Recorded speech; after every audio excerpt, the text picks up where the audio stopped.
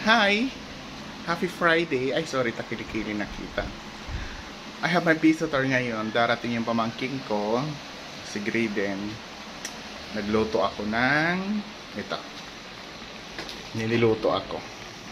Nagluto ako dahil may bisita ako ngayon. Darating yung pamangking ko, si Graydon. Ito niluto ko. Odong. Nag-udong tayo ngayon. Dahil namimiss kong kumain. Request niya. Sabi niya, luto daw ako. Ayan. Ayan. Ganyan lang. Para ano, wag masyadong haluin para hindi madurog yung sardinas. Hanggang kumulo lang siya ng ano. Ayan. Timplahan mo lang. Ganun lang. Very simple lang. Napakadali lang lutuin. Kaya ayun. Antayin lang natin maluto.